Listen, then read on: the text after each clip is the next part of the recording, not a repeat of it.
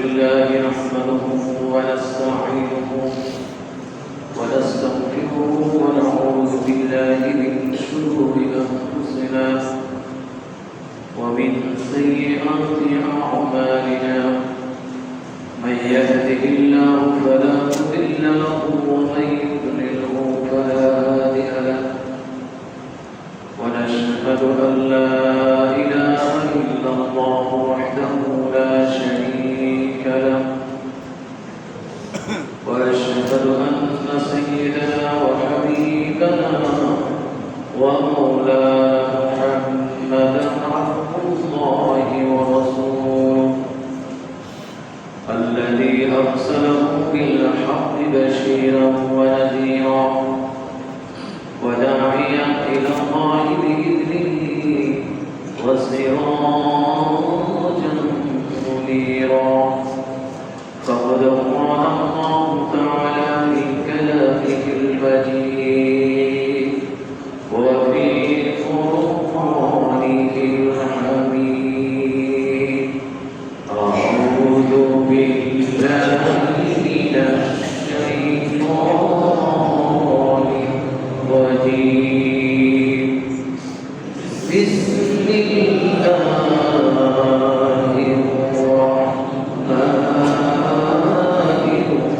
الرحيم إن الله وملائكته يصلون على النبي يا أيها الذين آمنوا صلوا عليه وسلموا تسليما اللهم صل على محمد وعلى آل محمد كما صليت على إبراهيم وعلى آل إبراهيم إنك حميد مجيد اللهم بارك على محمد وعلى آل محمد كما باركت على إبراهيم وعلى آل إبراهيم إنك حميد مجيد لا إله إلا الله لا إله إلا الله لا إله إلا الله لا إله إلا الله سبحان الله الحمد لله لا إله إلا الله لا إله إلا الله محمد رسول الله صلى الله عليه وسلم الحمد لله মহান আল্লাহ সুবহানাহু ওয়া তাআলার দরবারে যিনি আমাদেরকে সফর মাসের দ্বিতীয় জুমায় কবরস্থান কেন্দ্রীয় মসজিদে আসা বসা সুস্থ থাকা নিয়ামত দান করেছেন সেই মনিবের দরবারে কালেমাতুর শুকরিয়া আদায় করে বলছি আলহামদুলিল্লাহ দরুদ ও সালাম মুহাম্মদ রাসূলুল্লাহ সাল্লাল্লাহু আলাইহি ওয়াসাল্লাম। আমরা আজকের আলোচনার বিষয়বস্তু পূর্বে করেছিলাম 3 পর্বের মৃত্যু। সবাই বলেন কি মৃত্যু পরিচয়, মৃত্যু কি এই সম্পর্কে একটু জেনেছিলাম। আজকে আমরা আলোচনা করব মৃত্যুকালীন সময় মুমিন এবং কাফের তাদের কি অবস্থা হয়। তার পূর্বে ছোট্ট ভূমিকা থাকবে, সেটার মতো পূর্বের আলোচনাগুলো একটু নিয়ে আসবো। মাইকে প্রতিদিনই একটা ঘোষণা শুনি, একটি শোক সংবাদ। একটি শুভ সংবাদ।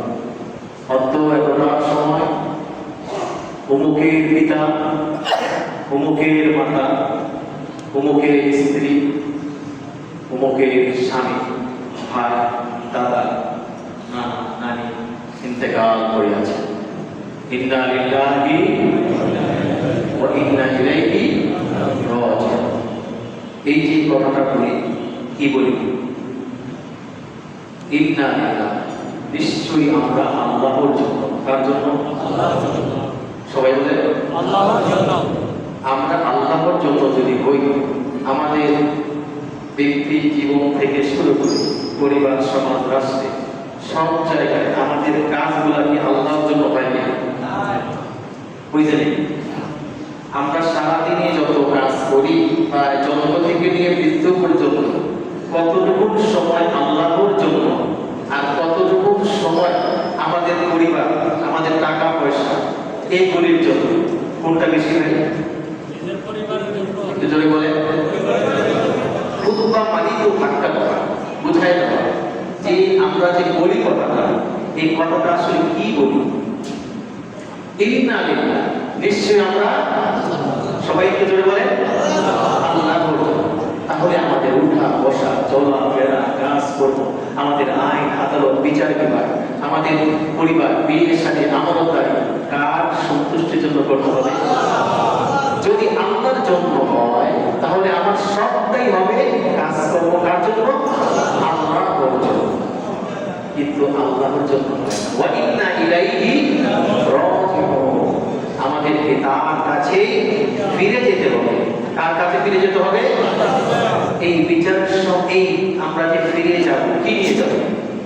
এই জন্য আমাদের দরকার, মৃত্যুর পূর্বে আমাদের সামান দরকার। বলে কি দরকার?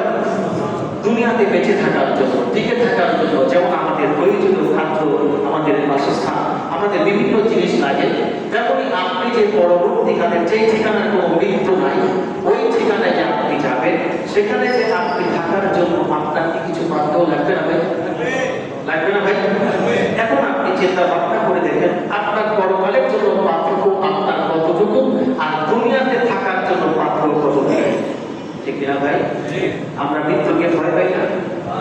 সবাই ভয় পাই। এমন কোনো মানুষ আছে ডাক্তারের কাছে কেন যায়? যাতে সুস্থ থাকে। অর্থাৎ কিছু যদি হয়ে যায়, এই জন্য আমরা মৃত্যুকে ভয় পাই। কেন? মৃত্যুর পরবর্তী কালের জন্য, পরবর্তী সময়ের জন্য আমাদের কাছে সামান নাই। অর্থাৎ ওই সময় যাব, ওইখানে নাই আমার পাসপোর্ট, নাই আমার ভিসা, নাই আমার টিকিট, নাই আমার টাকা পয়সা। যদি পাসপোর্ট থাকে, ভিসা থাকে, যদি টাকা পয়সা না থাকে, তাহলে কিভাবে হবে? এই জন্য আমরা সেই পরবর্তী কালের জন্য নিজেদেরকে এখন থেকে, আজকে থেকে, এই মুহূর্ত থেকে তওবা ইস্তেগফার করে নিজেদের ভুলগুলো যা করেছি, ইস্তেগফার করে আল্লাহর কাছে ক্ষমা চাই এবং আল্লাহ তাআলার কাছে কায়ো মনোবাক্যে বলবো, আল্লাহ আমার জীবনের গুনাহগুলো মাফ করো। আজকে থেকে আমি আর এই কাজগুলো করবো না। আজকে থেকে 5 ওয়াক্ত নামাজ পড়বো, কোনো খারাপ কাজ করবো না, মানুষকে ঠকাবো না, ওজনে কম দিব না, খাদ্যে ভেজাল দিব না, সুদ খাবো না, ঘুষ খাবো না, হারাম খাবো না। কারণ এই মৃত্যুটা কি সিরিয়াল ধরে আসবে? মৃত্যুটা কি সিরিয়াল ধরে আসবে ভাই? আসবে না। এই জন্য আমরা যখন বলি ইন্না লিল্লাহি ওয়া ইন্না ইলাইহি রাজিউন, নিশ্চয় আমরা আল্লাহর জন্য, আমাদেরকে সেই আল্লাহ রাব্বুল আলামিনের কাছে ফিরে যেতে হবে। এই ফিরে যাওয়ার জন্য যদি সামান থাকে, তাহলে আমাদের কোনো চিন্তাও নাই, আমাদের কোনো ভয়ও নাই। বলে সুবহানাল্লাহ।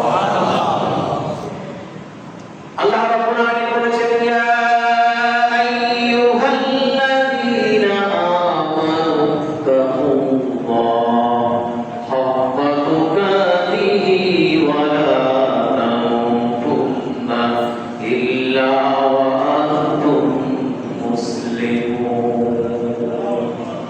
ওহে বান্দারা, ওহে বিশ্বাসীরা,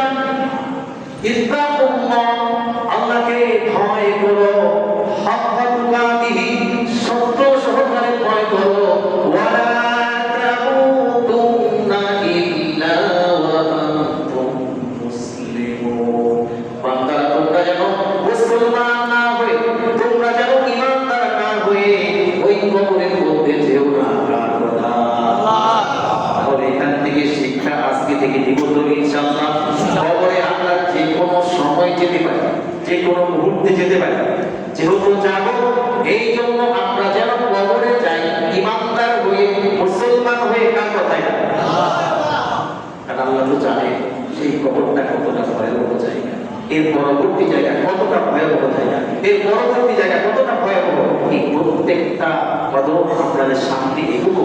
এই জন্য আমরা যেন প্রতিনিয়ত সেই মৃত্যুকে আমরা স্মরণ করি। মান আকিয়াসুন নাস ওয়া আহসাবুন নাস ওয়া আকসারুহুম যিকরান লিল মাউতি ওয়া আকসারুহুম ইস্তিগফার উলাইকা আকিয়াসু ওয়া যাহাবু বিশাররি দুনিয়া ওয়া কারামাতিল আখিরাহ। আল্লাহ রাসূল সাল্লাল্লাহু আলাইহি ওয়াসাল্লামকে কিন্তু ওমর জিজ্ঞেস করলেন, মান আকিয়াসুন নাস ওয়া আহসাবুন নাস, ইয়া রাসূলুল্লাহ সাল্লাল্লাহু আলাইহি ওয়াসাল্লাম, মানুষের মধ্য থেকে সবথেকে জ্ঞানী এবং বুদ্ধিমান কে? আল্লাহ রাসূল বলেন, তোমাদের মধ্যে সব থেকে বেশি জ্ঞানী এবং বুদ্ধিমান হলো ওই ব্যক্তি যেই ব্যক্তি সদা সর্বদা মৃত্যুকে স্মরণ করে এবং মৃত্যুর জন্য প্রস্তুতি গ্রহণ করে। তাহলে এটা কি সিরিয়ালে আমরা সবাই আছি না ভাই? আর তারাই হলো সর্বোত্তম, তারা দুনিয়াতে হবে সম্মানিত। যারা এইভাবে চলবে, মৃত্যুকে স্মরণ করবে, মৃত্যুর জন্য প্রস্তুতি গ্রহণ করবে, তারা দুনিয়াতে হবে সম্মানিত, আখিরাতে হবে মহা সম্মানিত। সুবহানাল্লাহ।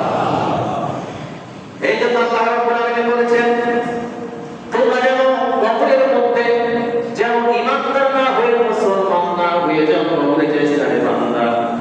রাসূলুল্লাহ সাল্লাল্লাহু আলাইহি ওয়াসাল্লাম সাহাবীদের সামনে বসা ছিলেন, তাদের উদ্দেশ্য করে বলেন, আমার সাহাবীরা, আমি তোমাদেরকে একটি গল্প বলবো। কি বলবো? গল্প।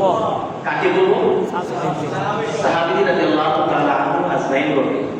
সাহাবী রাদিয়াল্লাহু তাআলা তার দিকে উৎসব দৃষ্টি নিয়ে তাকালেন এবং তাদের তাকিয়ে বললেন, তাকিয়ে থাকলেন। তার চেহারা দেখলেও তো অন্তরের মধ্যে শান্তি চলে আসে। সুবহানাল্লাহ। সাহাবীরা যদি কোনো ইবাদত লাগতো, তার দিকে যখন তাকিয়ে থাকতো, এই তাকিয়ে থাকাও একটা ইবাদত। সুবহানাল্লাহ। আল্লাহ রাসূল সাল্লাল্লাহু আলাইহি ওয়াসাল্লাম তখন বললেন, এক ব্যক্তি অসুস্থ হয়ে গেলেন। অসুস্থ হয়ে যাওয়ার পর তিনি ডাক্তার তাকে বলল, কিছুদিনের মধ্যেই তোমার মৃত্যু হয়ে যাবে। এরকম মৃত্যু হয় না আমাদের? ক্যান্সার হয়, তারপর হলো পেট সিরোসিস হয়ে যায়, তারপর আরো নানাবিধ রোগ আছে যেগুলো হওয়ার মাধ্যমে ডাক্তার বলে দেয় আপনি আর বাঁচবেন না, এই যতদিন বাঁচেন আল্লাহ বাঁচিয়ে রাখেন। এরকম হয় না ভাই? এমনই এক ব্যক্তির কথা আল্লাহ রাসূল গল্প বলতেছে। আমাদেরও তো গল্প বলি, আমরা গল্প বলি না? আমাদের গল্প কি থাকে? দুনিয়ার এই সমস্ত কিছু থাকে, নোংরা আবর্জনা থাকে, কিন্তু আল্লাহ রাসূল গল্প বলতেছে। সেই গল্পটা কত ভারী, কত ওজনদার, কত শিক্ষণীয়। সুবহানাল্লাহ। কি জোরে বলেন সুবহানাল্লাহ। আল্লাহ রাসূল সাল্লাল্লাহু আলাইহি ওয়াসাল্লাম বলেন, ওয়া মান সাহাবা, এক ব্যক্তি অসুস্থ হয়ে গিয়ে চিন্তিত হয়ে গেলেন, পেরেশান হয়ে গেলেন, কবরের মধ্যে আমি যাব, কবরের মধ্যে আমি একা একা থাকতে পারবো না, আমি ভয় পাই। তার এক প্রিয় বন্ধুর কাছে গেলেন, বললেন, এই প্রিয় বন্ধু, জীবনভর তোমার সাথে আমার অনেকটা সময় কেটেছে, কত ভালো মন্দ সব সময় পাশে থেকেছি, আজকে বলো তো দেখি ওই কবরে তো আমি ভয় পাই, তুমি কি আমার সাথী হতে রাজি আছো কিনা? প্রিয় বন্ধু বললেন, দুনিয়াতে তুমি যা চাও তাই যেতে পারি, কিন্তু কবরের মধ্যে আমি যেতে পারবো না। বন্ধু মনোক্ষুণ্ণ হলেন, ভারাক্রান্ত হলেন, তিনি আস্তে আস্তে তার বাড়িতে ফিরে গেলেন। আরেক বন্ধুর কাছে উপস্থিত হয়ে বললেন, ও প্রিয় বন্ধু, সারা জীবন তোমার সাথে থেকেছি, উঠা বসা করেছি, সবটা সময় কত আনন্দ মুহূর্ত কাটিয়েছি, ভালো মুহূর্ত কাটিয়েছি, এখন বলো তো দেখি এই সময় আমার বন্ধু ছিলে, ওই কবরের মধ্যে আমি ভয় পাই, ওই কবরের মধ্যে কি আমার সঙ্গী সাথী তুমি হতে রাজি আছো কিনা?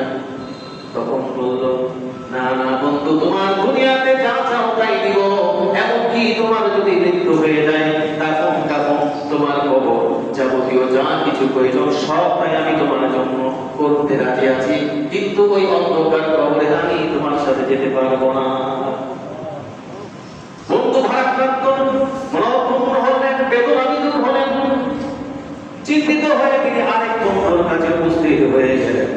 বললেন, প্রিয় বন্ধু, আমি তো দুই বন্ধুর কাছে গিয়েছিলাম, আমি অসুস্থ, কিছুদিন পর কবরে চলে যাব, আমার মৃত্যু হয়ে যাবে, অন্ধকার কবরে আমি ভয় পাই, তুমি কি আমার সঙ্গী সাথী হতে রাজি আছো কিনা?